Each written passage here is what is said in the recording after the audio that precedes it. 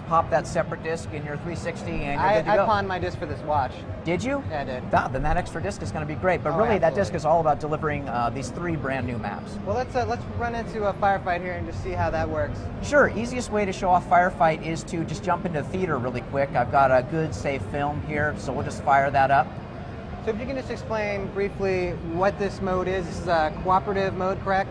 Yes, this is ODST's cooperative game mode. Again, you can play campaign cooperatively, but if you just want to jump into the sandbox really quickly with your friends and experience high-intensity action from the get-go, Firefight's what you want to choose.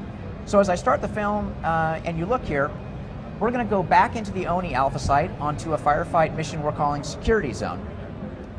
And as the film starts here and gets loaded up, I'll let it play for a second and then break the camera out and show you where you are. So we'll just fight up a little bit and pause, disengage the camera, and fly up here. And you'll see I'm now looking at the bridge that we just blew up. So it would be beyond the wall, and this is what it would look like if you'd fought past the wall into the ONI interior. So a really nice wide open arena. You and your ODST squad are going to be up here on the high ground defending that position.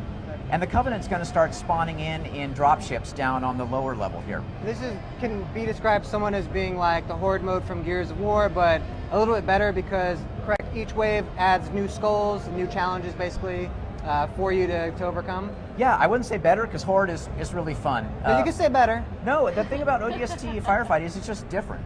And the thing that makes it different is we're really leveraging the Halo 3 sandbox. So you not only have vehicles. On Firefight maps, some would come with Warthogs and Ghosts. You're free to jump in those and drive them around.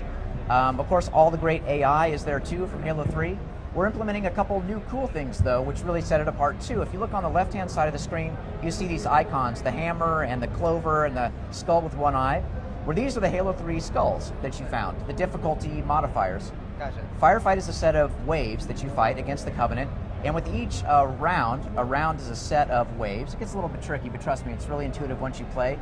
When we change rounds, we change the skulls. Right, to make it more difficult. Exactly, and not necessarily more difficult, but just more interesting. Different. Yeah. Right. So if you were fighting grunts in the first round, the grunts in the second round will behave totally differently. They'll throw more grenades. You'll only get health back if you melee attack them. So the Halo 3 sandbox is always evolving with the skulls. I hate to just cut us close, but we're running out of time, so let's jump into some. All right, so let's jump action. in really quick. I'm just going to start the film here. You'll see that everybody's picked a different ODST. Here we've got Mickey, I believe. This guy has chosen to play Romeo, our sniper. This guy's Dutch, who we just played, and the leader of the ODSTs is Buck, your squad leader. So everybody's doing a good job here. Our ODSTs are sticking together as a group in Firefight. Again, you're not Spartans. You want to stay together as a team. They've got the heavy weapons up, trying to suppress the turrets on these Phantoms coming in. Unfortunately for these guys, the waves are all random, and so not only are these Phantoms going to drop infantry, but they're going to drop 2 Wraiths right off the bat. And these Wraiths are going to do what Wraiths do, which is start shelling the ODST's positions. Boom, just blow up the turret. They'll start blowing up these big barriers too. The Wraiths got a bead on our team, and they're really going to make the high ground a difficult place to be. That's the way to start. Just start. Everything's just. Wow. Yep. This is not so good. Yes, this is not good. These guys are wisely hanging back and waiting for the Covenant to come up. I would consider just surrendering. Yeah. You might.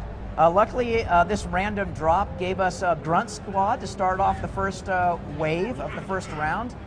The guy with the turret is immediately going to work, taking down grunts.